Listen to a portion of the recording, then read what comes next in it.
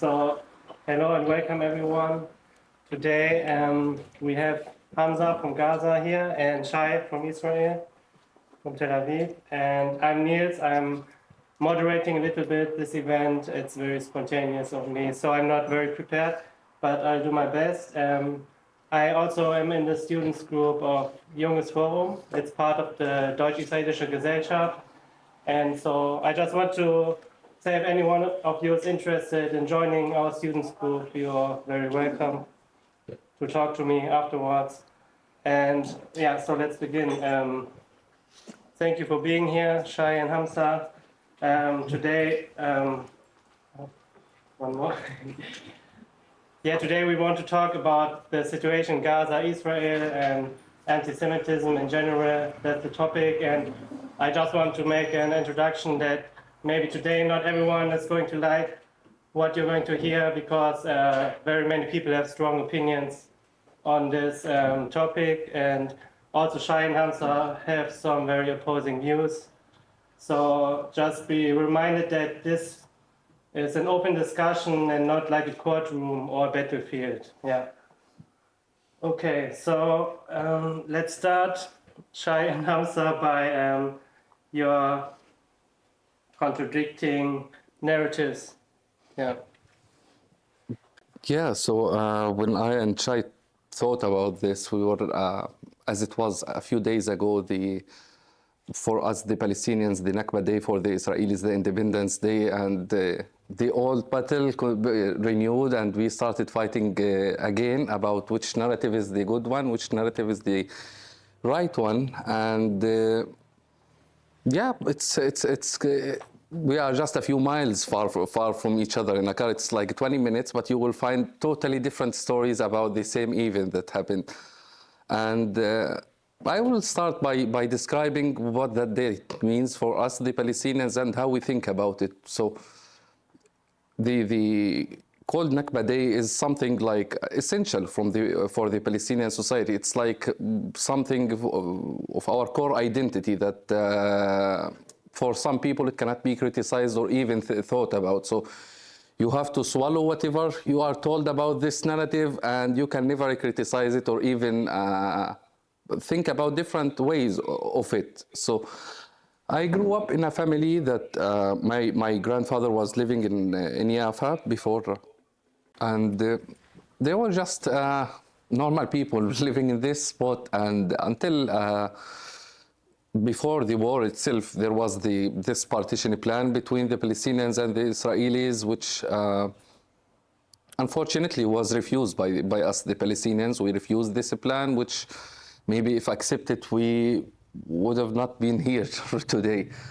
And after that, the war started between the Arab armies and Israel, and too many families in Palestine were just people living there. They did not choose to start a war or something. It was as it's today. Some people did not choose to start a war. And my family was one of them until the war started, and bad things happen in a war, and a lot of bad things happened during that war, whether it was for the Palestinians or the Israelis, maybe mostly for the Palestinians, because many people were kicked out and many people were told to leave their places and that they will come back a few days after the war. And my family was actually one of those who were told, just leave your home for a few days, weeks, until we finish this war, and then you will come back. But my family didn't. And this made it like a part of our identity that we still have some connection to this place. It's not out of revenge or fighting or something like that, but that you were there some time ago, and you still want to be there. Not to kick someone out from his home, but you just want to be there. It's not about those who are outside. And I grew up with this narrative. We even had this old key in our home, and it was a very big one in our home, that every time we look at this key, we are being told that someday we are going to go back. And that is not even limited to the house itself. It goes beyond to the school, to the kindergarten, to the university. It's a core identity for the Palestinians. But for me, actually, I wanted to go back, but a few years when I was like rereading the history of Palestine and Israel and considering it, I reached out to the conclusion that it can't be done. It can't. I want it to be done. The right, I think, is good and they deserve it. Those people did not fight, but it cannot be done. I cannot see the idea of how you are going to bring 10 or 7 million refugees and send them to a tiny place that is barely enough for the people living in. So this is one thing. But for me, the important thing that I don't like about Israel, the official state's position, is that they do not acknowledge that many people were kicked out, or at least to say that, yes, those people were kicked out. It's not applicable to get them back in. We can reach out whatever resolution that satisfies them, and that can be like a compensation, resettling in a different country with a good status. Like how many Palestinians did that in the US and other countries? They are already settled in these countries, and it's not reasonable to tell them, okay, now we are done in these countries, you have to pack your bags and we are going to a new place in Israel or Palestine. So I reached out to the conclusion that yes, the right is legitimate for us, but it cannot be applied that you are going to bring those 7 million that got the right by, how do you call it in English, by heritage or no? By birth. They got it by birth, so it's not reasonable. And yeah, this is my story of 1948. Okay. I actually didn't know we were going to jump so fast to 1948. First of all, my question is, everyone knows Hamza? Like, maybe you want to introduce yourself a little bit? Sure. Yeah? Sure. So, my name is Hamza Howidy, and typical Gazan, just found myself born in this spot. I was not politically attached to anything. I was just there until, let's say, in my first years in the university in 2015, I studied at the Islamic University of Gaza, which is a Hamas stronghold, like everyone studies there. So I was in a not very nice place until in 2019, because of Gaza's economical situation, Hamas's operation, the list goes on, we decided to protest against Hamas, which was a weird idea and a scary idea because no one dared to do that, because we saw how someone who writes a post on Facebook, how that ends up with Hamas. So protesting against them was like a nightmare. So we decided to start a movement called We Want to Live movement. We are not politically attached to anyone, the Palestinian Authority or Hamas or Israel or whatever. We are just a group of the society that wants some better conditions, a group of society that is tired of waking up every morning seeing a Palestinian child killed or an Israeli child killed. So whatever a resolution that downsizes the scale of violence is that's what we are calling for. So we protested in 2019 in March against Hamas, and yeah, it was an experience that ended up in Hamas is sending their militias to us in the protest, arresting as much as they could. And I ended up being imprisoned by Hamas for the first time in 2019. A few weeks, not a very nice weeks in their prisons, until my family managed to get me out by paying a bribe to a Hamas official. And yeah, I kept my head down for a few years until in 2023, a few months before the war, we reached out to the conclusion that this is not a situation that we can live with, whether we are talking about Hamas's operation or the economical situation. And because of our experience with Hamas and Israel and the numerous military operations that we have between each other, we somehow realized that sooner or later Hamas is going to export our problem to Israel, because this is the easiest solution. Whenever you have it, just export it to Israel and the war starts, then the donations comes to Gaza, and this is the typical scenario that has been happening since 2000, I think.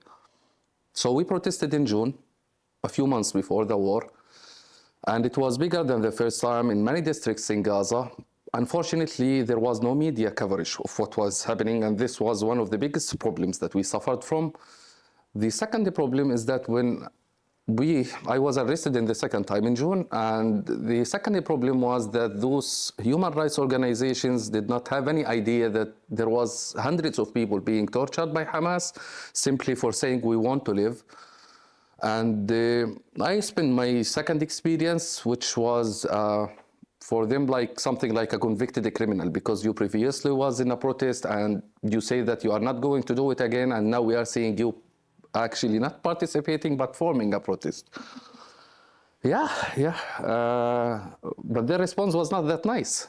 And I stayed there until my family managed to pay the bribe again, got me out of the jail. But in the second time, the feeling of betrayal that we felt, that no one even noticed, like no one, we did not want someone to condemn or call for something, but just to notice that there is something happening in Gaza. No one did. So my family told me that this is the second time, we can't afford that every year. So if you're gonna do it, it's on your own. And I realized that I can't. And I decided to leave. I decided to forget about Palestine and Israel at all. I did not want to hear anything about them, just to come to Germany and to have my life. Not to Germany, actually to Europe. I did not decide in Germany until October the 7th happened, when I was in Greece. And I realized that I have to speak for the moderate voices in Gaza, those who cannot make it on media because they know what will happen, and to condemn the atrocities that Hamas did. Because yes, I have too many criticism for Israel, for the army, for the settlers, for the government, but what they did was horrific, and I realized that I have to speak. And yeah, since then I'm speaking, and I met Shay, and yeah, that's it. Thank you.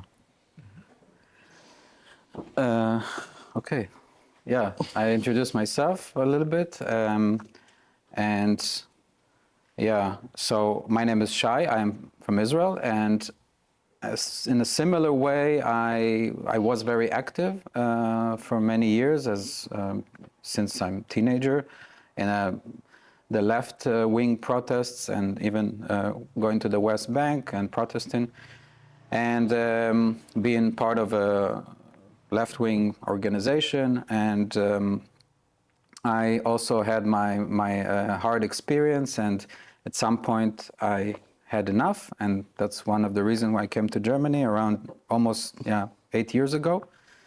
And I was not so much active. And then 7th of October happened, and I saw a lot of disinformation, of course, antisemitism, hate, and I noticed that we need to do something, as many other Jewish people in Germany and in Europe. And I started to work with the community, but at some point I felt there's a big vacuum, ideological vacuum, and it's very like black and white. There's either pro-Israel or pro-Palestinian side, and this fights of narrative. And I thought, okay, we need to find something that is more common, and it was very hard. So when I saw like Hamza just posting on Twitter and being honest, and finally have something I can relate to, I thought, okay, I really, that's my direction. And I'm still part of a project called I'm From Israel, Ask Me Anything, where we stand in universities and talk to students. So I have a lot of experience talking to students, but I thought it would be much stronger, and I noticed it since we started. We already have 3 panels, that it's much stronger that we do it together, disagree or don't disagree, and people listen and have questions and back and forth, which I think is very important in the universities. So that's what we do, and yeah, that's pretty much it. I don't know if I should jump back to 1948 now. You should, yes. But I should, yeah, okay. I mean, I can tell 2 stories, because there is the national story, and then there's what I was thinking all the time, and how it changed also with time. But basically in Israel, of course, you learn about the Independence Day and the war that started after the Arabs refused the partition plan. Yeah, this is the official, and correct me if I'm wrong, if there's Israelis here, the official and what we learn in school, that the war started, and I don't know, 4 or 5 Arab countries started a war against Israel, and we won, and that was what we celebrate as in the Independence Day. At the same time, of course, Palestinians commemorate the Nakba Day, which means the catastrophe day. And that's what we grew up on. I mean, I remember at school, it was mentioned a lot. Even when you learn about very old history, like when you have Pesach, and it's like a story you perpetuate, like a narrative, yeah. So you think about Pharaoh, and always like people wanted to kill the Jews, and it's somehow very close to each other. Like you have Pesach, and then you have the Holocaust Day, and then right after the Holocaust Day you have the celebration of the Independence Day. And we also say like Shoah and Tkuma, like it's like there was a Holocaust, but now we rose up and we have a state, so it's like a big pride day for us. And I think for most Israelis still. But I do think a lot of people talk about the Nakba, and I mean, I grew up in an environment that it was okay to talk about it, and you know, maybe not in a national way.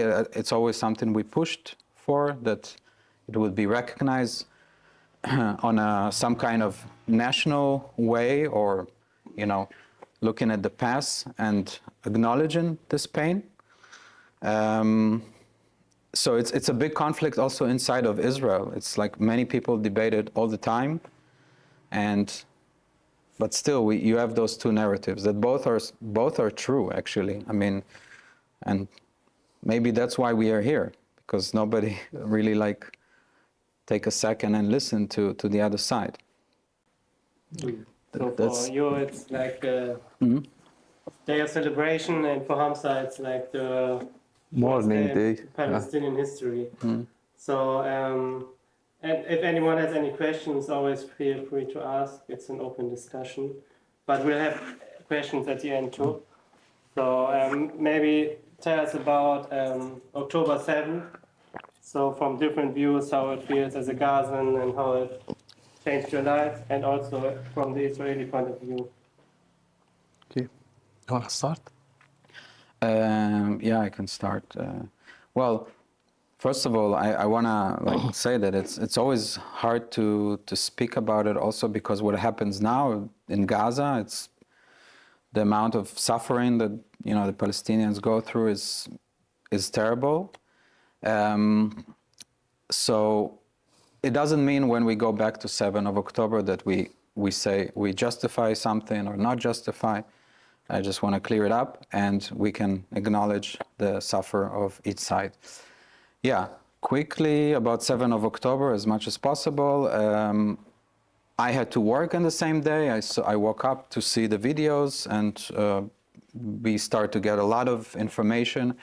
I think all the Israelis started to share each other videos and ask what's going on.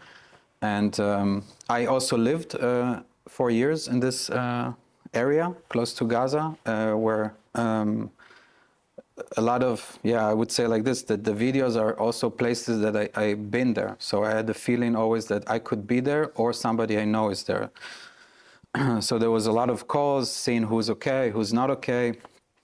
And out of morbid curiosity, I of course saw a lot of videos that really scarred me for, I don't know, probably for life. But it was a very, very terrible day. And I know people, I think everyone knows somebody who lost someone or took as a hostage.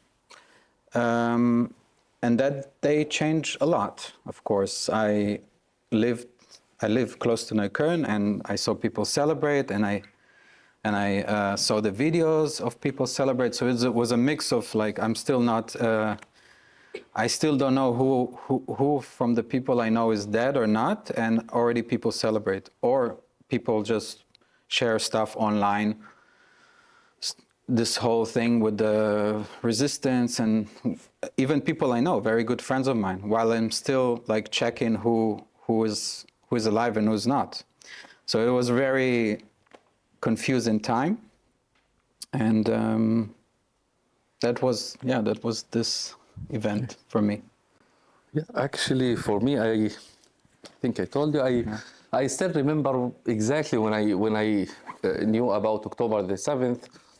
Back then I was in Greece. I was this fresh refugee who came in a refugee camp, and by coincidence, my refugee camp was full of people from Gaza. It was like more than 500 people from Gaza, so you can never avoid the news. And the news started coming, and I started seeing the videos. I mean, at the beginning, to be honest, I thought I said to myself, it's Israeli propaganda. Hamas can do such a thing. We are talking about 200 people kidnapped, and that's not believable. Yes, we fought each other for a long time, but we didn't see such a thing. And the news kept coming, and I couldn't actually comprehend it until I started to have, let's say, half an image about what happened. And I remember my immediate reaction was when I saw the events. I was talking to a close friend in Gaza, and I told him, register to leave. That was my first response, because we had many experience with Israel. I mean, Hamas kidnapped the Israeli soldier Gilad Shalit in 2006, and we saw how Israel responded to that. So when I saw 200, more than 200 people being kidnapped, more than 1,000 people killed, I realized they opened the gates of hell to Gaza. So I started to tell the people that I care for, plan to leave. It's not your fight. You are not the one who was anyhow part of it. This was my first response. The second response is also when the videos started coming, the Hamas videos of what they did from the GoPro cameras. I still remember. I mean, you can hear about Hamas's oppression, brutality, barbarism, everything, but hearing about that is one thing, and seeing that in some videos is something else. So it was something that I couldn't comprehend at the beginning. And the last scene that I still remember until now, when a car was entering Gaza with a hostage and some people were celebrating, I realized that this will be taken to, in a not a good way, to portray the 2 million people as if they were celebrating. Yes, a small group of radicals were celebrating. Yes, that can never be denied. But at the same time, it's not reasonable to take this image or to take this video of 100, 200, 1,000 people and forget about the 2 million. And also to keep in mind what will happen to the other people if they say, we don't accept that. We don't accept what Hamas did, not with our names. So I realized that someone has to speak, and that can't be done from Gaza because of the consequences. So I started speaking and advocating for everyone, for the civilians in Gaza, for the hostages under Hamas's captivity. But for me, as much as horrific that day was, the life did not stop on October the 7th. And right now, as Shay described, it's devastating in Gaza. I mean, we are talking about more than 70% destruction of the city. So you can imagine it's like a ghost city. And I think that the Israeli government did a lot of horrific stuff to the people in Gaza. I mean, we are right now talking about maybe today they allowed some humanitarian aid trucks to enter, but since March 2 until yesterday, no food, no water, no medicine. You can fight Hamas. No one is saying no to that. But at the same time, this is not the weapon to fight Hamas, because as much as Hamas is brutal, we should not also forget we are talking about 40,000 or 50,000 Hamas members. We have 2 million people there. And even if Hamas, they steal the food and they sell it, that can never be denied. But at the same time, the answer is not denying the food, because 50 people at least died of malnutrition in Gaza, and the people who are in hard conditions are a lot. I forgot the number. And keep in mind what happened to the hospitals destroyed, stuff destroyed, no medical supplies in. So you can imagine that the small disease or malnutrition can really kill someone in Gaza. We are talking about people not living in homes. They are literally living in a tent for more than 1 year. So yes, October the 7th can never be justified, and it can never be used to justify what came after. Yeah. Okay, so maybe be a little bit personal if you want. So what about your family, and what about your family and friends, Shay? Are they safe? Is their home still standing, or what is their situation now? Right. I mean, obviously, I cannot compare with. It's not comparable. My family is safe, and I think it's. I know it's hard what's going on now, also for the hostages' families, because they could be also killed by the bombs, and sometimes it's kind of synchronized when there's more attack on Gaza. They produce those very sick videos that really are really hard to watch for the families who have still kidnapped people in Gaza.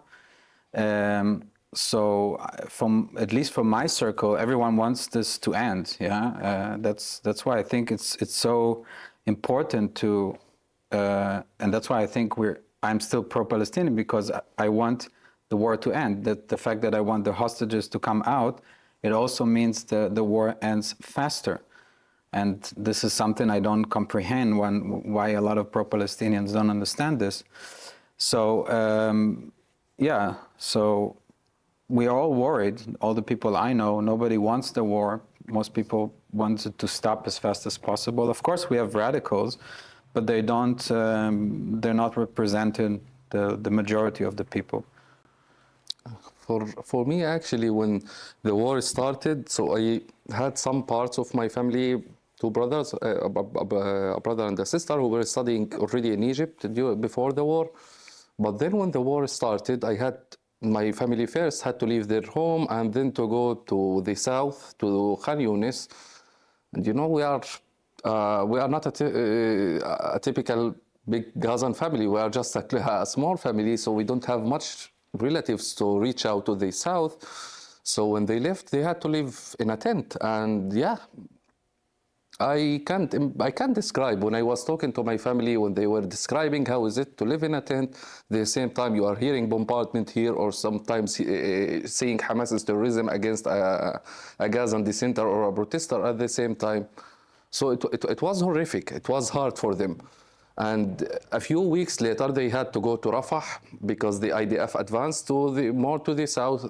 So they went to Rafah, and the situation in Rafah was worse. And I was talking to them, and I remember during the war, sometimes you hear that the IDF is bombing in Khan Yunis in the south or in Rafah, and you know that your family is there. You try to message them, and they don't have internet connection, and it was very hard to me. Just waiting 2 hours or 3 hours for a message to know that your family is safe, or just to see the news, just waiting to see someone of them lost or something. So I couldn't handle it actually at the first months of the war, until I remember when Biden was talking about Rafah and the red line and those stuff. I told my family that look, just leave. It's gonna take a long time. And when I tried to evacuate my family, we had to go to the Arabs, our allies, who asked for a $5,000 bribe for each one. And yeah, I didn't actually have the money. We are a typical Middle Eastern family, 5 members, so we are talking about $25,000, and I'm a new immigrant here in the West, so I had to ask for some donations until I managed to evacuate my family. Now they are in Egypt, safe, thankfully. But still, they are in, yes, they are safe. I can't deny that. But it's still a stuck situation that they are illegally staying in Egypt. They have no documents at all in Egypt. And yeah, as I said, those are our allies. And for them, even my family, before taking my decision, they said it. We are never going back. We do not want to go back to a circle where it's just 3 or 4 years, then we start another war and we start fighting each other again. We cannot live in such an environment, and I can imagine that also applies to the people in Israel, because it's not a healthy situation to live in a war situation for years. And even after I evacuated my family, our home was partially destroyed because of the bombing in nearby places. So some parts were destroyed, but still it was somehow good. So we knew some good families in Gaza who did not have a place. So we told them to stay in our home just for the war to end. And a few weeks that was like 3 or 4 weeks ago. The bombing reached out to my neighborhood, in Al Rimal neighborhood, and yeah, part of the families who were living in my family were killed, and the others who survived had to leave the place, and most of them are now being pushed to the south with no clear answer. And this is part of the problem, that no one can see the exit of this war. I mean, looking at the situation right now, the Gaza Strip is not emptied from its people, but some people talk about emptying it from its people. It's not formally occupied, but still the army is there. The government says that, okay, for sure no one wants Hamas in the future, but they still say, for example, no to the Palestinian Authority. Okay, but who is the alternative you are thinking of to do it? Because if you are just keeping saying no, then just say it, that you want to control it, or give it to an alternative that can rebuild what was destroyed of the Strip. Because keeping this in such a situation, we are just opening the door for the people who now hate Hamas to start loving Hamas again, because Israel is not giving them any exit, or for new militias to come that we don't know about, and the people will start going for these militias, because sometimes those militias know how to help the people with money and stuff like that. So this, if we can agree on one thing, I think it's that this situation can no longer continue like that. We can maybe talk more about the current situation since October 7th, and the war. A lot has changed. Gaza is almost completely destroyed. But also we are seeing the rise of anti-Semitism globally, especially in the West and Europe, and lots of anti-Semitic protests, anti-Israel protests. So maybe talk about this situation more, how it feels for you. Yeah.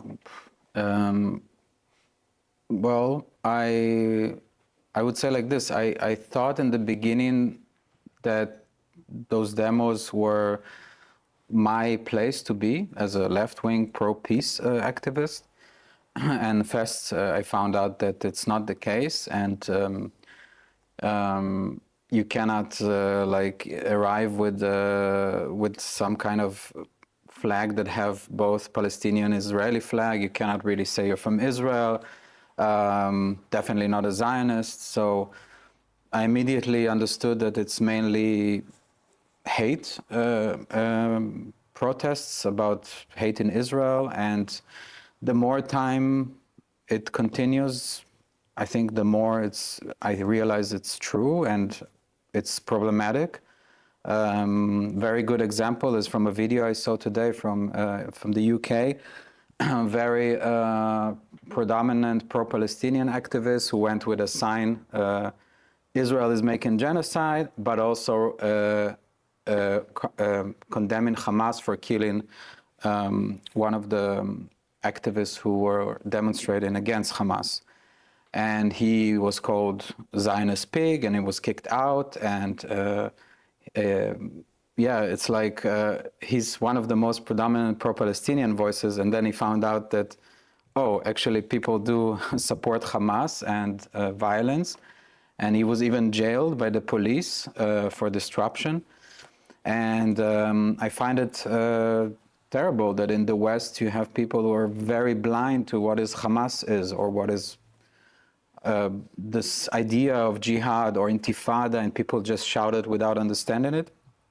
It's very scary because, I mean, we lived through intifada. I don't think most Palestinians even want that, like exploding buses or stuff like this. It's very traumatic. And I don't think it's a solution. It's just perpetuating the same story and the same narrative and the same call for violence. And it's hard. I lost many friends after 7th of October just by being Israeli, without asking if what I think or if I'm pro-peace or not. It's obviously there's areas where I cannot speak Hebrew. It's dangerous. Not to mention showing signs of Judaism in a lot of areas, or yeah. So I guess it's something most Jewish people feel lately, and it's changed from 7th of October, so it's interconnected with the war. And obviously, every time something happens, Jews are in more getting hurt and attacked. And the news every day is very much like you open the news and every day there's something crazy going on, like Kanye West, song #1, have Heil Hitler, like things I would never imagine will happen. And now it's kind of okay, as long as you say, okay, as long as you say Zionist, we can go about it, but there's a lot of misconception, and it became normalized hate, no matter if it's Jews or Zionists or whatever. But there's a lot of, when I talk to people in the campus sometimes, I feel like it's only about criticizing Israel, okay, no problem, but it's not about really finding a solution. Yeah, so it's very scary, and I think it have to change. Otherwise, there will be consequences for this. I mean, we live the consequences of this time, of the Intifada, in a way. We don't just live the consequences of this war. This is the same cycle, and I think like now seeing those extreme voices here in Europe, knowing what it leads to, for me, it's a very scary thought. Yeah. So for me, when I will start from when these protests started, because it was interesting that some of these protests actually started on October the 8th, before Israel even responds to Gaza. For me, I was like, okay, someone is chanting for my country, I will stay silent. I want to criticize him. So it's a terrible time. You are chanting after Hamas committed horrific things in Israel. But a few days later, okay, the protests started to grow up. More people is chanting for Palestine. I still was somehow looking at these protests in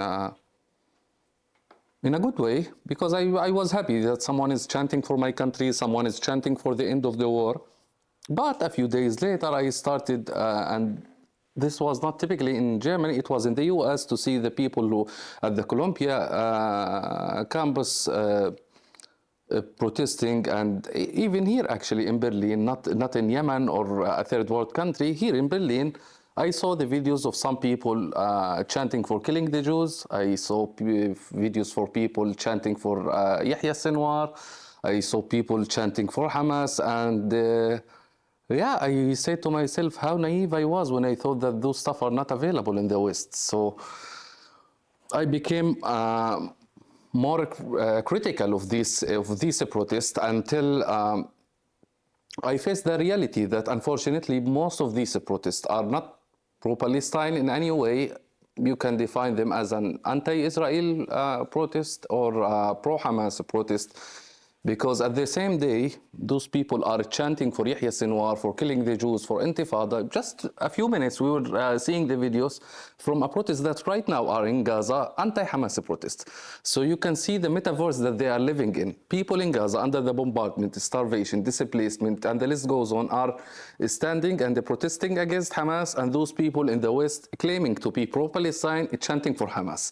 So I started to see this contradiction, and the more we try to reach out to the people behind these protests to make it in a good way, because our purpose was not only to criticize them, but to put it in a right way. So we tried to reach out to them, and I personally was shocked by the level of radicalization they have.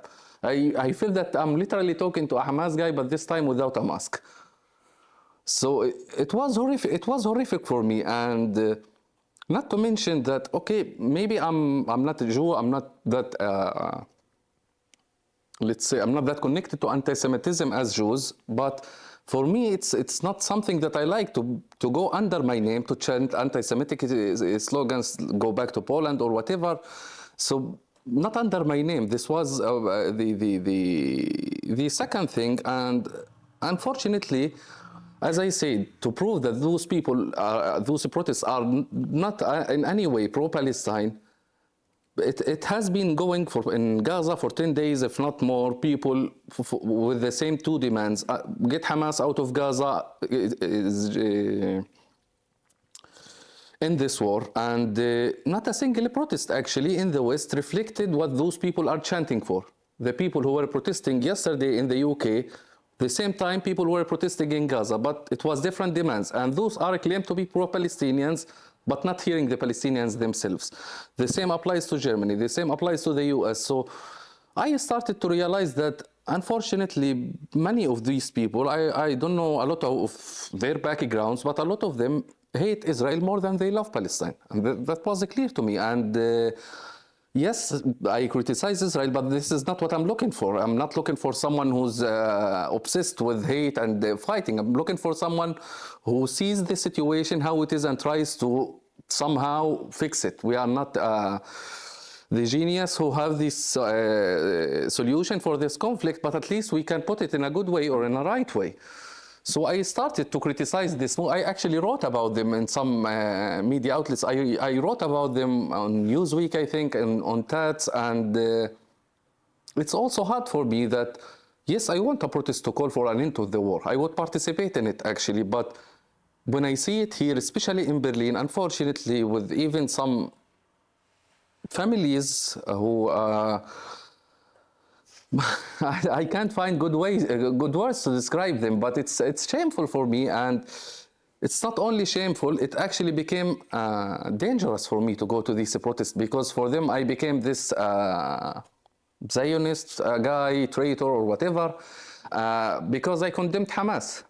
The same day you would find me criticizing violent Israeli settlers or whatever, but for them I did the crime of criticizing Hamas. So right now I'm not allowed even to go to these protests, and it's somehow dangerous for me.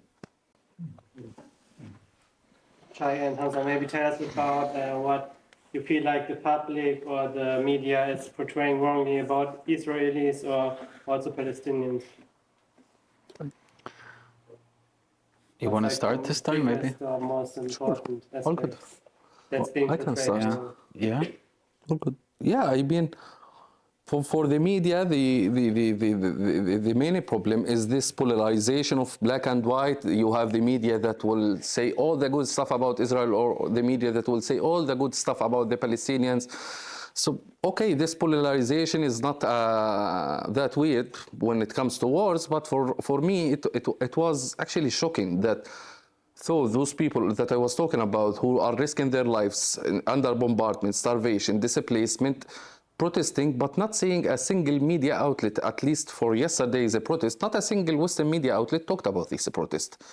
So if Israel did whatever thing in Gaza, you will find 10 pages talking with details that they might know about Gaza more than I do.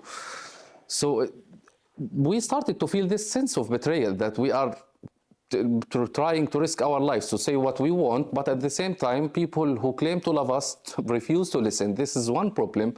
The other problem is to go to other media outlets who take the opposite direction of portraying us, the 2 million people in Gaza, as 2 million terrorists or 2 million Hamas members, and justifying cutting aid or displacing the Palestinians to other countries. So we start to feel this fight that media outlets are not interested in something moderate, let's say. They just want this extremist, whether he was a Palestinian or an Israeli, to start fighting the other side. And their plus the problem, it's also personal for me, actually, what the Israeli media outlets are. How are they doing during the war, at least most of them, by not showing anything of what's happening in Gaza? Because I don't know what was the reason behind that, but they do not. And I think this makes it reasonable for some Israelis to become radical or to support some decisions, because they don't see. They don't see what's happening right there. They don't see the outcomes of previous decisions. So for them, it's normal. And when you talk about the suffering, you will find all reasons of denial to this suffering. So I think this was a mistake, but still it's your country, not mine. Yeah. I agree with everything, pretty much. the media does what it does, polarizing people, but I find it really problematic when, I mean, they have a lot of responsibility and people really listen, and also what's going on social media. It's like when I talk to people sometime and I ask them how did they got to this conclusion, or if they can prove me in a university where they should be educated. They show me sometime TikTok videos or somebody else explaining to them on YouTube, just a guy, not a professor, or yeah, so it's very much polarized. There's a lot of echo chamber, and it's almost like nobody can just sit and think, maybe my side is not perfect, like maybe that's why nobody criticized Hamas, because they're really afraid that they will be called Zionists or be called traitors, and it's only about one side. Like every side makes a mistake, and what I see with the extreme people is that doesn't exist, and I think most of the people are in between. They're not so loud, so we get all those extreme voices that just polarize each other. And yeah, I think that's also part of the reason why at least I do what I do with Hamza, is to show like alternative to this, so we can maybe, I don't think we can convince those Hamas lovers that exist and they put triangles every time there's something happens in the university, but maybe the majority who wants to listen, who believes in peace. And I think that should be the goal. Like that should be the goal of every movement. It should be the goal of every anti-war movement. Should be kind of a big peace movement, or reconciliation, or something like this. And it's, yeah, I also find it very sad that that doesn't exist enough. And I would say it's up to us too, like for the people. The media obviously don't want to do that. It's not for their interest. Yeah, social media definitely not. They run by algorithm who promotes hate, and we have to do double work to be heard, which is super hard. I did not talk about also another angle of the media. Maybe it's less important for you because it's the Arabic media. But I understand how important it is, because it's for the people in Gaza, my people, because also the language barrier is something for them, because most of the people don't speak English. So mostly we focus on the Arabic media. They cannot make it to the Western media. So we swallow whatever the Arabic media is saying. And when it comes to Gaza war and Arabic media, we only have Al Jazeera in Gaza. And yeah, to the extent that people in the protest, in the videos that was published, the people were literally chanting, "Where is Al Jazeera in Gaza?" I mean, whenever there is something happening, Israel did something here or there, you will find 10 cameras covering for Al Jazeera. But during the protest, the protesters themselves were chanting, "Where is Al Jazeera?" to the extent that they even went to the home of one of their journalists, Anas al-Sharif, and they were calling him to come and cover the protest. So you will find Anas al-Sharif, for example, covering whatever Israel is doing in the north in a minute. So it was a problem for us that even the most media outlet that has countless journalists in Gaza could not even cover a single video. And when they did cover the protests, they said those are anti-war protests, and they completely forgot that the people were calling Hamas to step over and go out of Gaza. So this is also important for the people who swallow whatever Al Jazeera publishes, to keep in mind that you are looking at a media outlet that wants you to think in this way, not here or there. They just have this script for what is happening in Gaza, and that's it. At the moment, it sounds, yeah, you both agree. I think there's no, so at the moment I see no conflict or no discussion between you. I don't want to see a struggle, or I don't want to have a popcorn event, but I'm really interested. Is there a conflict, or is there a discussion, is there a disagreement between both of you about how to see the situation? And are you discussing with each other? Because I think it's interesting to see two people from, let's say, progressive parts of both societies trying to find a way out of this black and white Yeah, position, and then the conflicts are interesting. yeah. Actually, I think that maybe Shai will disagree with me. I'm not sure actually, but for me, actually, I think that there are war criminals among the Israeli government, and for me, even Netanyahu is a war criminal, and they did war crimes in Gaza. I understand some Israelis don't agree with that; they don't accept it. But yeah, this is my stance. What do you think about it? I didn't ask you about it. No, it's. I think we really agree on a lot of things, and I think it's good. I think also we have more people we talk to, and Palestinians and Israelis, and sometimes I don't agree with other Israelis, and Hamza don't agree with other Palestinians who are also in the end in the same camp of peace or anti-Hamas. I would say like this: if there is war crimes, I mean it's a war, and every war conducted in some manner that in the end have collateral damage. And if there's war crimes, I'm not against how you call it, research or Accountability. yeah.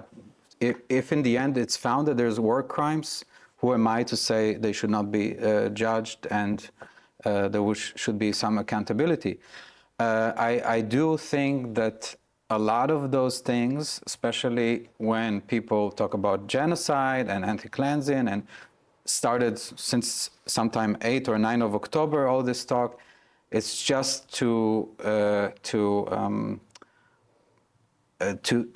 made for delegitimize Israel without any proof, without anything, and people hang on this, and there's a lot of blood label that come with this.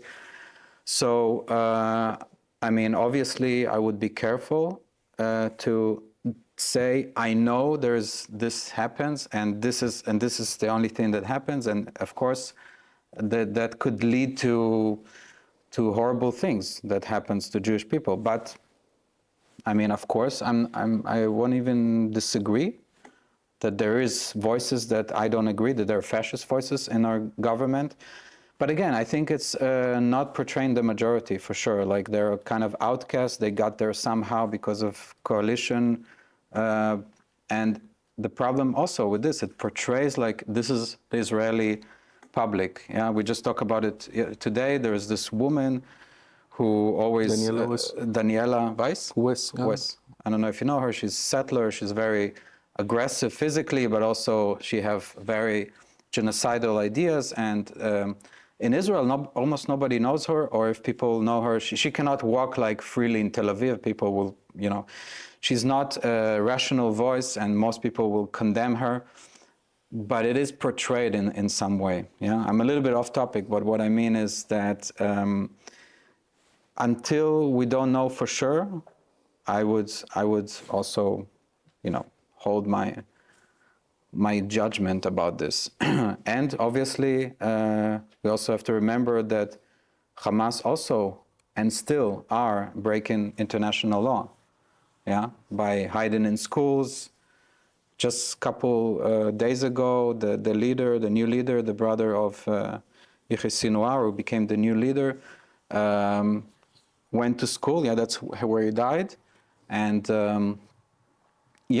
like why he knew, like why would you go to the school? Why would you be there? And I saw another post by other Palestinians who talk about how people were against this too. Yeah, how people didn't want them to go to school, because they knew what is happening, especially after so many times that it happened before, and they still do it. Yeah, so, I mean, I don't think we disagree that Hamas like commits war crimes as they breathe. I mean, we are talking about people who work without uniforms between civilians. So as they breathe, they are doing war crimes. But also, when you go to Israel, I mean, I want to go to the genocide thing because I'm not the expert to decide about a genocide or not, but still you have this genocidal rhetoric. I mean, Smotrich was like just yesterday talking about the people in He's a Gaza. minister in the Yeah. Israeli government. He's Bezalel Smotrich is the finance minister of the Israeli government, and he was talking about the resumption of humanitarian aid to the Gaza Strip. Previously, he said it's moral to starve 2 million people in Gaza. That's Bezalel Smotrich. Then now he says that we are going to allow some humanitarian aid only to make them survive and to avoid international pressure. And he even continued and he said that we are going to allocate something like 2 pitas for each person in the Gaza Strip. And I think this is a genocidal rhetoric. We are talking about someone who's does not seeing the people there as a humans, but as a tools or objects that you can do this or that for them. And the only reason that you are allowing humanitarian aid is to avoid international pressure. I agree. That's genocidal ideas. Yeah, I was wondering when you were talking about whether there are war crimes or not, what it would be that you personally would need for it to be identified as a war crime, because we have international courts suing, we have Amnesty calling, we have. Amnesty is not a court. Yeah. I know, but we have. So why do I care what they say? War crimes. So what is it that you personally would need for it to I'm not a lawyer. I'm not. Can you repeat the question? I couldn't hear. Yeah, I was wondering because he was saying that he's, if I'm calling you wrong, please correct me. If it's proven. That it is not proven yet or anything, and I personally don't have a clue how war crimes are being proven. So I look at the media, I see an international court suing for Netanyahu, I see human aid organizations calling for war crimes to end. For me personally, I'd say that's a war crime, but maybe I'm Yeah, I mean, Well, the UN, I don't think it was a court decision. They decided that they should be arrested. But yeah, I mean, look at the head of the UN. He's arrested. He's going to be arrested soon himself for rape, and he probably used this to avoid. And again, I'm not a judge. I'm not a lawyer. It should be. There is processes for this that should happen. The more they happen, the better. And people should arrested if also probably Smotrich, just the way he talks. But I don't know. I cannot. I mean, when it comes to such a topic, you have 2 things. One with the international, the ICCJ, I think. One dealing with the genocide stuff, which takes years for them. That's normally how it works. So we are not expecting something soon when they decide it's a genocide or not. So I don't think we should make too much comments about that. But you still have the arrest warrants on Netanyahu and I think Gallant.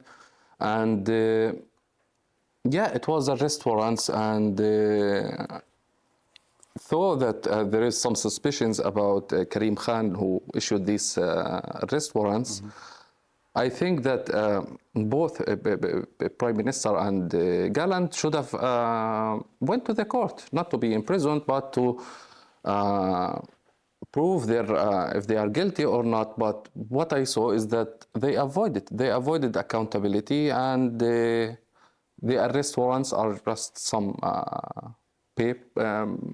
something on paper that is not being performed. So it was not even investigated. And the reason that makes me say that is also by the horrible stuff that happened in Gaza, and there was at least no public accountability of those who did it. For example, what happened with the paramedics who were killed, then denied, then found out that they were killed. So for me, I think that they should have been at least investigated publicly. Because, excuse me, but I don't trust fully because it should be with the external parties for the Palestinians and Israelis to investigate what we did. Yeah, Yeah. that's my position. But the paramedics, Israel did, I'm not a spokesman of Israel, but Israel did say it was a mistake and did take some accountability of that, the fact that it was not, should have been happen. I don't know how they investigate. Obviously, it's not as other court will investigate this.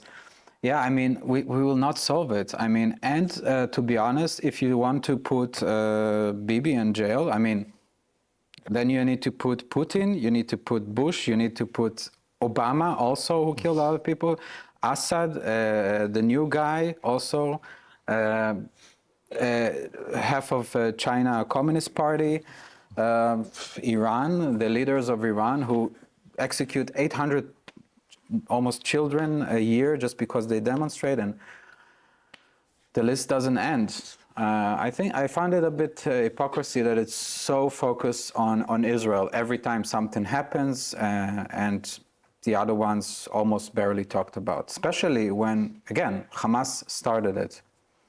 Hamas started the war. They knew it will happen. They want people to die. They say it very clearly, and we don't even believe them sometimes. I mean the pro-Palestinian. They say we need that. The more people die in Gaza, the better it's for us. Just a couple of days ago, this one of the leaders who doesn't even live in Gaza also said that it's the first stage, what happens now, to the destruction of Israel. And people in Gaza demonstrated, saying, no, we are not your blood to use for your wars. So I will not say either, yeah, who should be in jail or not. I would think we should all be much more critical of who we point our eyes to. Yeah. First of all, thank you so much for this discussion today. For the last more than a year, I tried to figure out what's wrong with all these guys on the demonstration. And now I have the answer. They're not resilient enough to see that there can be two different truths at the same time. But you prove that it is possible.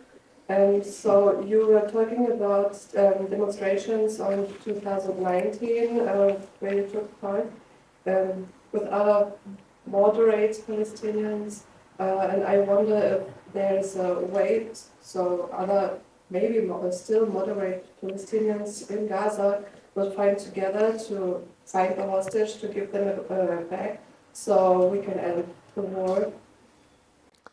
Actually, If there are some. yeah, I mean,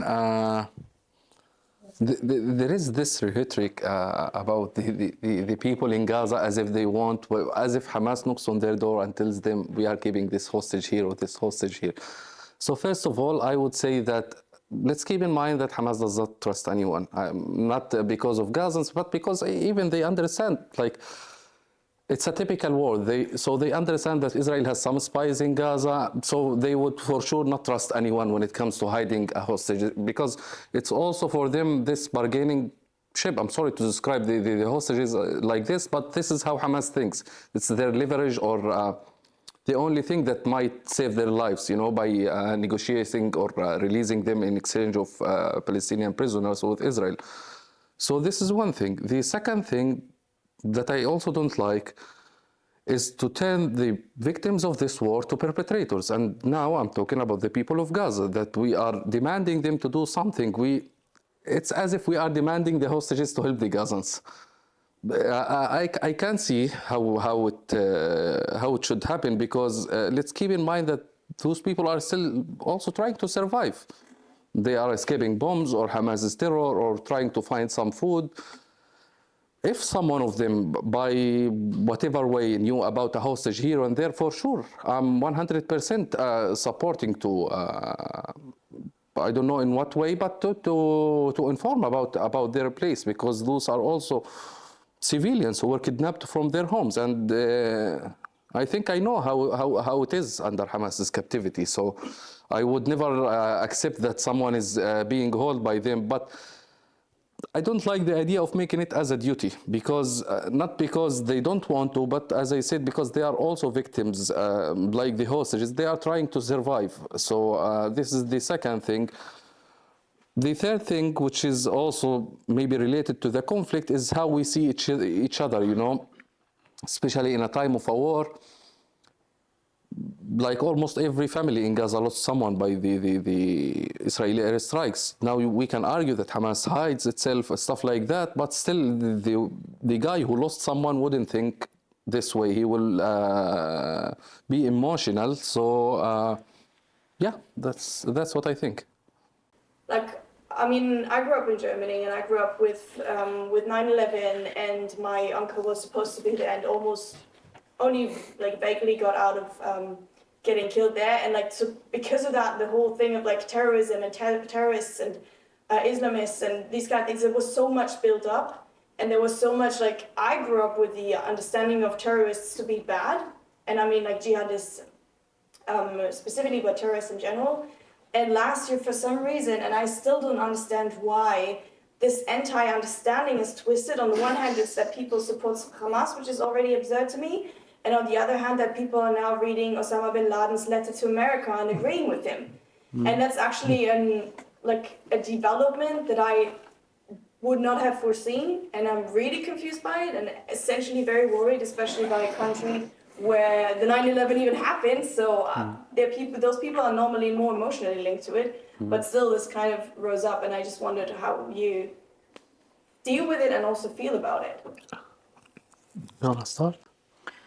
It's a big topic that I'm really curious about, because it touched so many things. I think mainly from the anti-West left. It's such a big topic that I saw already before 7th of October rise up, the demonization of the West and Israel, and jump into conclusion and calling everyone Nazis. We live in a very crazy time, and I'm pretty sure you see it online, that the other side is so much demonized that everything that they do, and I speak a lot mainly when I have debates with people from the left, there's, as I said, there's this morality that nothing they can do is bad. And if we stand with jihadists, which they do, they walk with people who believe in jihad, and they say it very loud, they're like, no, that's fine. That's, I'm not gonna start naming all the groups, but either the hate is so much towards the other one, or the misunderstanding.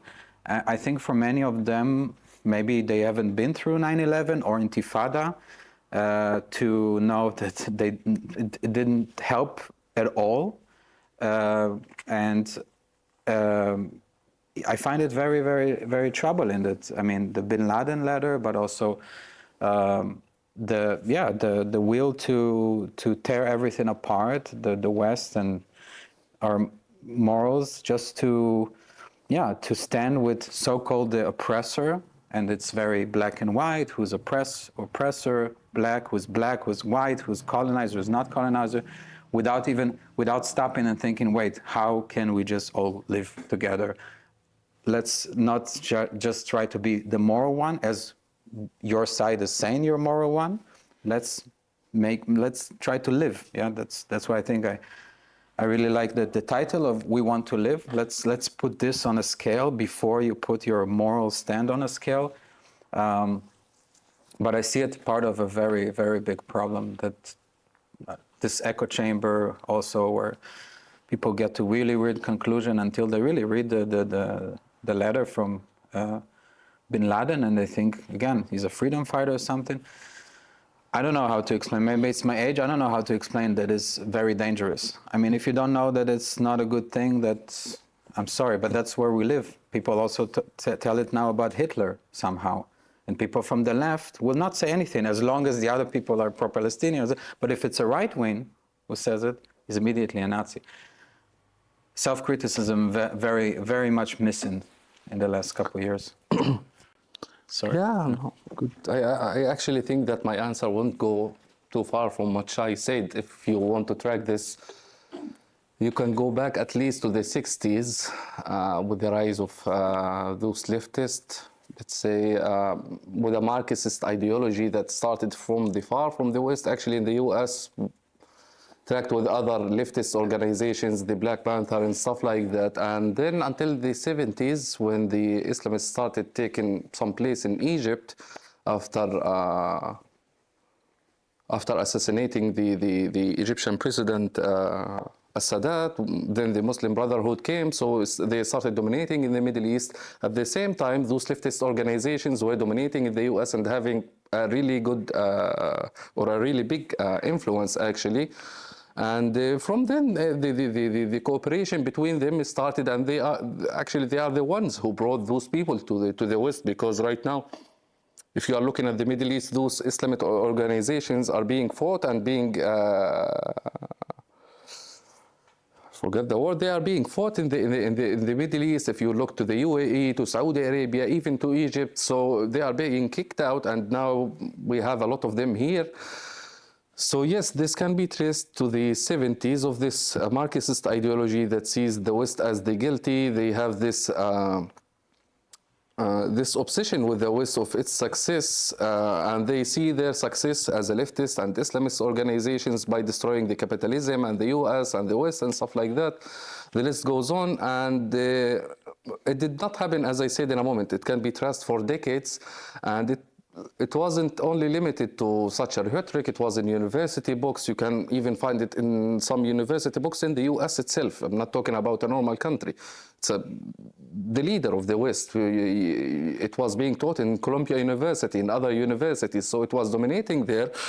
And it also included this romanticization of those terrorist figures. I mean, you have a figure, for example, like Yahya Sinwar.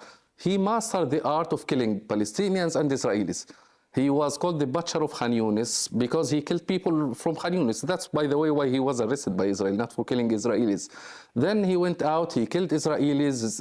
He even kidnapped, I think, the brother of the doctor who treated him from cancer.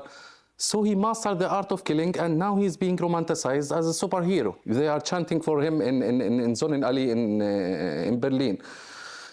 So yes, it took a lot of work from them, and whether we liked it or not, they succeeded. Yeah.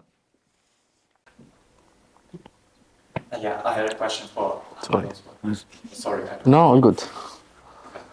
I know that there are like many different groups and views in Israeli society, but I could never really imagine Gazan or Palestinian society.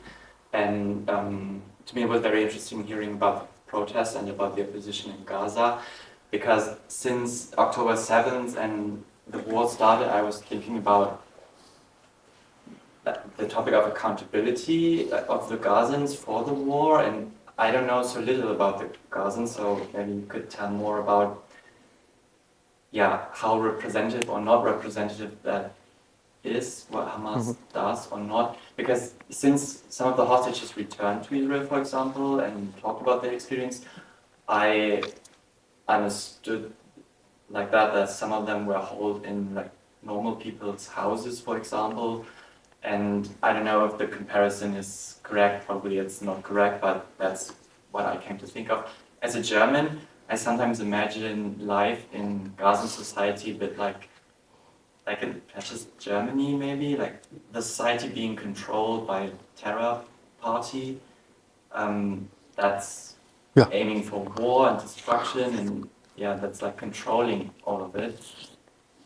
And at least in Germany, maybe not 100% of the society or the people were part of the NSDAP or were actually committing war crimes themselves, but many of them, maybe most of them, were aware of the war crimes and were obviously not doing anything against it. So, and still we were held accountable for it. So I was asking, or myself, how? Yeah.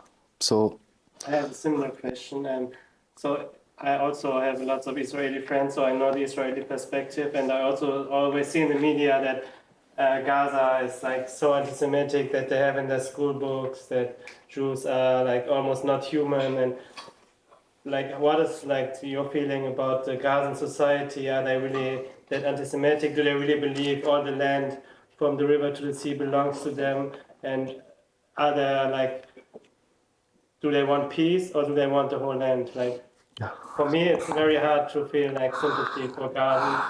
Because what I saw from the videos of October 7th, I saw thousands of them celebrating dead bodies being paraded around the street. And so Yeah, it's like Niklas. It's for me. It's like I can't imagine what it's like in Gaza. If it's really like the media portrays, or if it's just like like you said, some radicals. But for me, it seems like it's almost everyone. So, since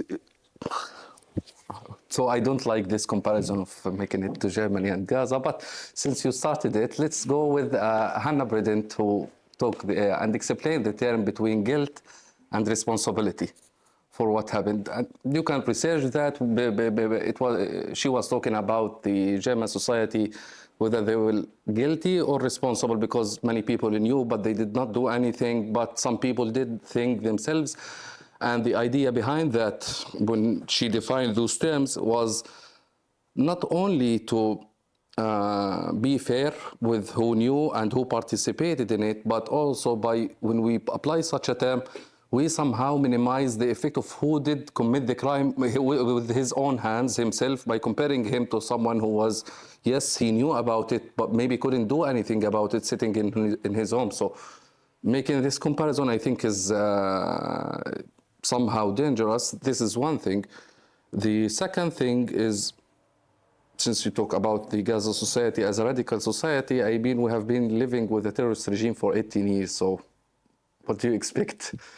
18 years more than Germans lived with Nazi Germany.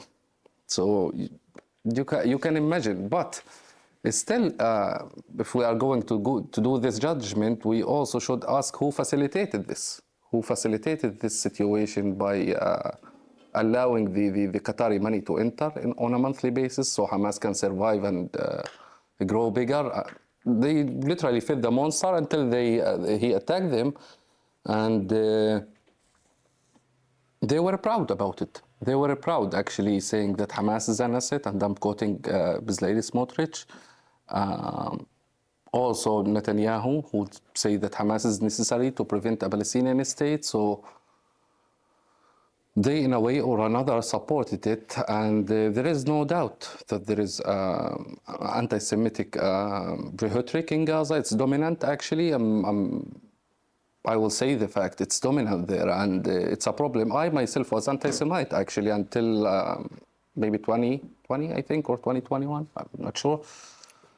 So yes, there is anti-Semitism problem that is dominant there, and we can understand the reasons. As I said, those people have been living with a terrorist regime, feeding them propaganda from all over the place in Gaza, from kindergarten to school to university. You can't avoid it, actually.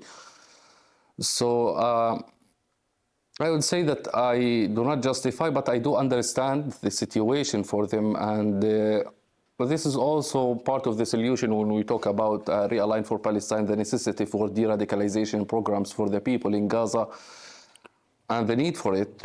But as I said, I do not judge them. I do not make them as guilty as those people who committed the crimes. The second thing is the videos from Gaza that you talked about, which, as I said earlier, you saw a few hundreds, few thousands, 10,000 people celebrating in the video, but you did not see the 2 million people, the other 2 million people, if not more, in another place. This is one thing. And even for those who, in a way or another, say that we support Hamas or accept Hamas, yes, they are idiots, they are radicals, but I don't think this is a reason to kill any of them. They can be arrested, they can be held accountable, but killing someone for supporting whatever group, I don't think this is the right way to do.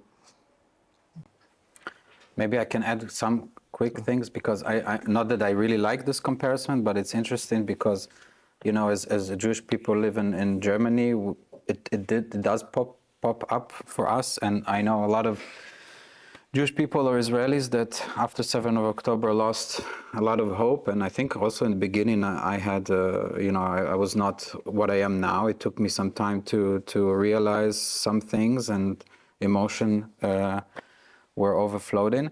But what I did realize, and seeing the people celebrated in Europe, and seeing people that I know suddenly kind of agree to what happened, even though it could have been me, but, you know, on 7th of October, but kind of like not being against it, understanding it, giving it excuses.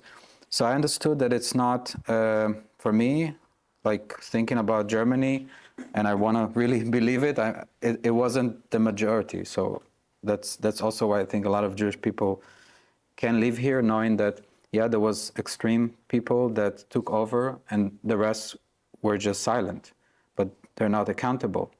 And I think, as said before, we should not forget the radicalization of one generation at least in Gaza. And it's not just the hatred toward Israel or Jewish people, it's the whole society. I actually printed out the charter of Hamas because first of all, they don't want peace, they don't acknowledge Israel, but also they control, like, you know, the role of women, the role of, they reject any kind of human right, international human right, or freedom of speech that is recognized internationally. And so I can only imagine, because I haven't lived in this society, that you couldn't, that any kind of criticism was harsh. So obviously when you have everyone, you know, blaming Israel all the time, that's what you grow up with, you know, and at the same time, not being able to speak is just going to make you quiet, you know, as probably, maybe that's the only comparison I can make in a way. But just as I'm not sitting here and blaming, you know, every German, I think we should do the same. We should think about all the voices that are not, and maybe now it's the majority. I always say, like, when people demonstrate and they think they speak for the Palestinians, maybe the majority, they miss it. Maybe the majority already now, or even before, was against Hamas. We don't know it. There was no election also. So we don't really know what happened there. Yeah, and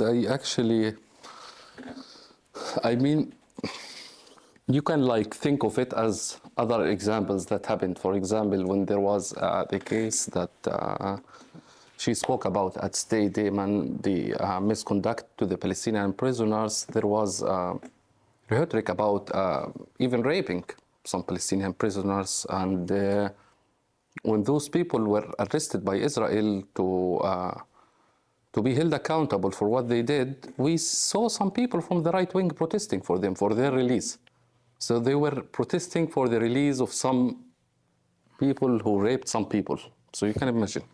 So this, I think, the radicalization exists maybe in a different scale. Yes, in Gaza it's bigger for the reasons that I just explained. And the last thing that I wanted to talk about is has also to do with the media. As I previously said, that there is this language barrier to the people of Gaza, so they cannot make it to the English media, so they stuck with the Arabic one.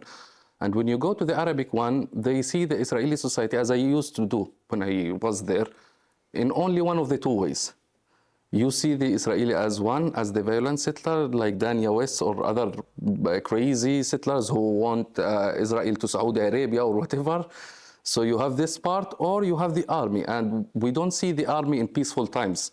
We see the army when there is like a military operation between Hamas and the army, and always there is a collateral damage that reaches out to the civilians. So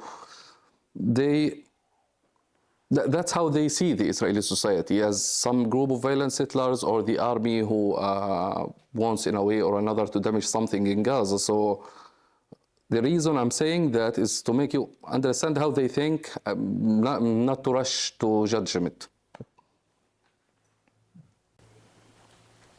Da hinten war, glaube ich, noch eine Frage, oder? Nicht mehr? Okay. There is a question. Yeah, I wanted to ask, I think you said you were in a refugee camp when October 7 happened, and I think I have two questions. One, how the mindset or the narrative discussions in the camp were. I think you said there were a lot of people from Gaza, and also kind of connected to that, how you experienced the narrative or the mindset of the people who fled and who are living somewhere elsewhere now, and the people who stayed or had to stay, if you feel like there, is a different narrative. Yeah, Actually, answering this question would also answer how I ended up in Germany. My plan, I was not that familiar with Europe, so my plan was just arrive to Europe, whatever country, and that would be good. And Greece was good actually. It's better than Germany. So the people for sure. The camp was full of radicals. I was shocked actually because it's not only not only full of radicals. It's not even the radicalization that I saw in my neighborhood in Gaza, So it was something even bigger for me. This is one thing. And when October the 7th happened, I did not wait for months, as many did, to condemn Hamas or to speak for the hostages or something. I was immediate, so I started being active and calling for the release of the hostages, criticizing Hamas, and I criticized their masked man Abu Ubaida back then. Yeah, and I was threatened in the refugee camp by some refugees who make it from Gaza.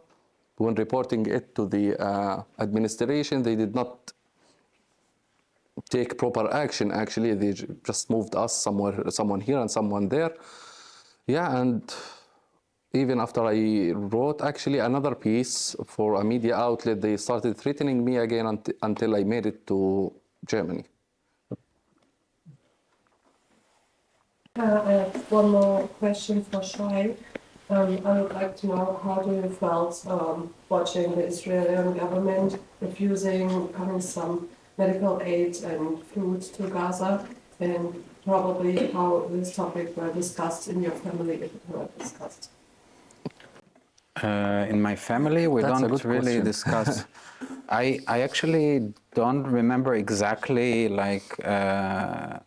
what happened back then. I think they did stop, and I thought, okay, it will be like couple days because just to put pressure, and okay, there was food coming in before, and they but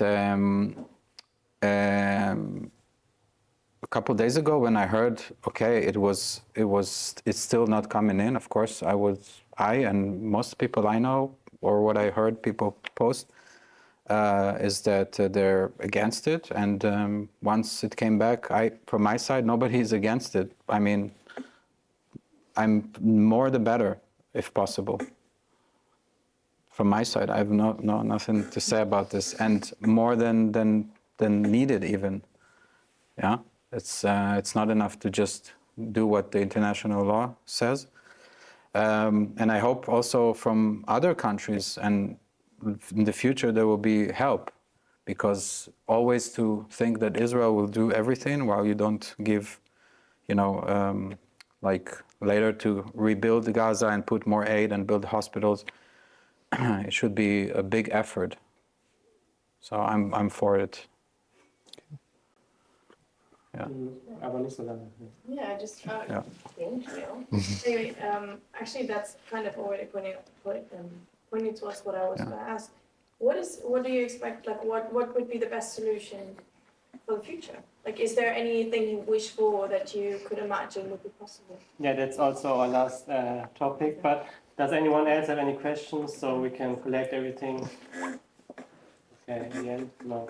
So yeah, in the end, we want to talk about what you see in the future, how to go forward.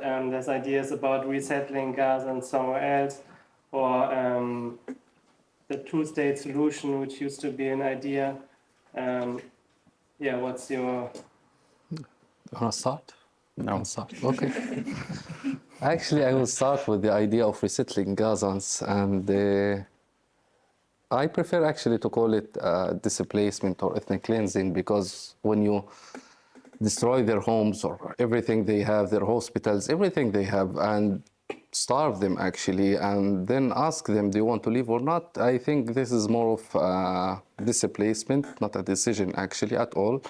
And if we are going to open the doors for them, for sure they should have the right to go wherever they want. I mean, I made it out of Gaza. I'm not against that someone leaves, but at the same time, I want it open for those who want to go back, like myself in the future, hopefully.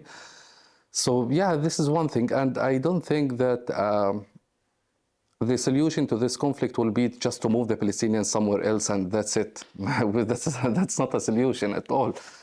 Yeah, this is one thing. But for the second question about the two-state solution, I actually think it's yes, it has many obstacles, like let's say technicalities, but I think it's the only way forward because at the end of the day, as I always say it, we are 7 or 10 million people just sitting there. We are not leaving, and the same applies for the Israelis. Those are 7 or 10 million people will not pack their bags to go to another country. So, at the end of the day, whether we liked it or not, we have to reach out to this solution. Still, to reach out to it, we have like to deal with too many obstacles actually to it, and. For me, one of the major obstacles is the expansion of the settlements in the West Bank. I mean, okay, we have enough settlements, so at least we should stop right now with what we have, so we don't make the problem bigger in the future, because sooner or later we should reach out a reconciliation, or we just decide that this blood of circle is good for us and we continue with it.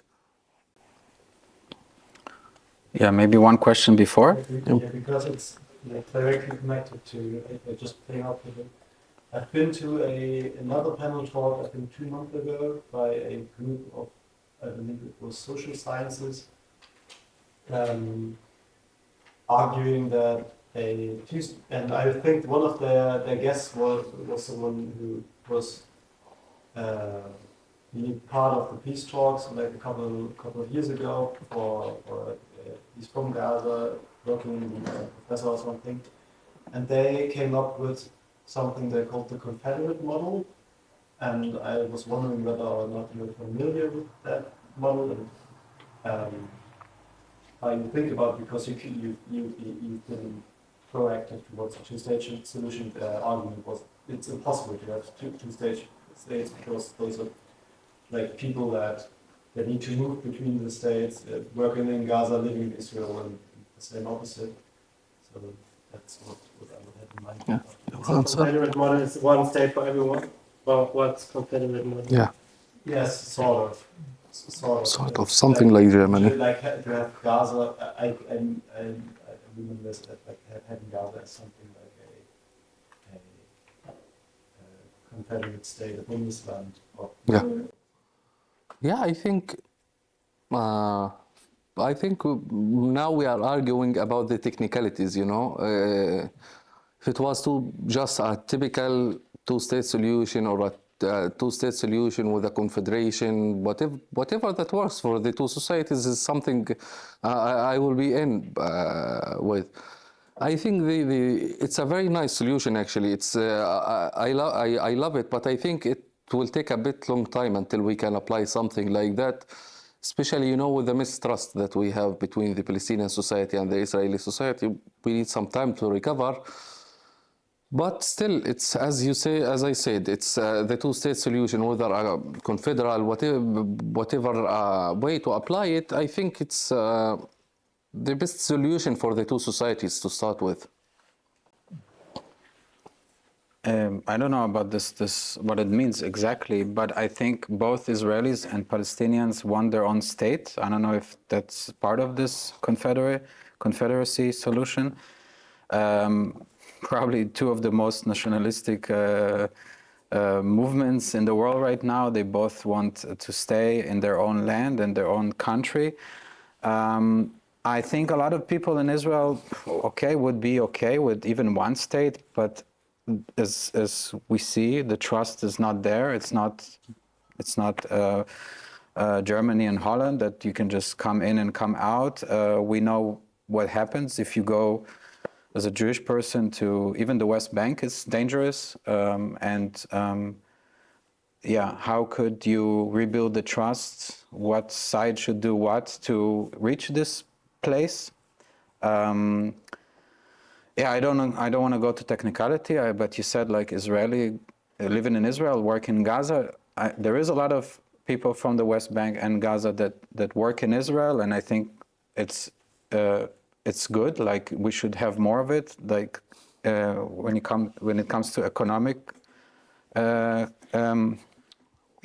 working together, it's going to benefit both. Like yeah, you should have a good, strong neighbor to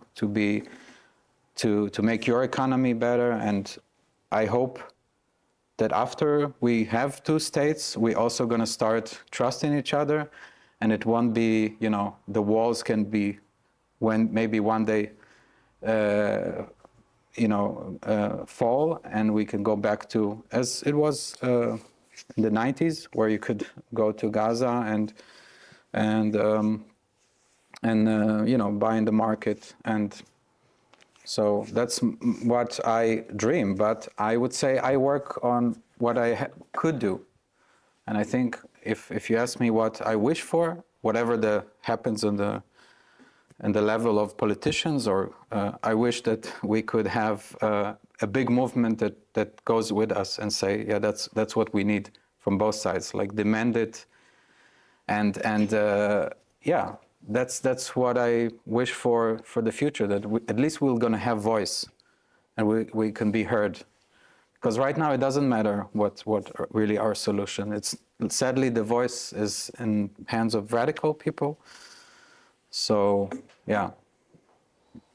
So thank you for coming to our university and talking to us, and yeah, and maybe share how people can find you on social media or support you.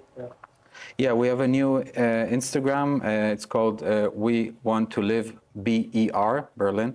And we have a lot of events coming up in Berlin, hopefully also in maybe other cities.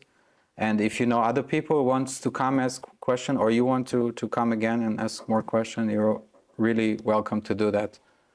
Thank you for being here. Thank you.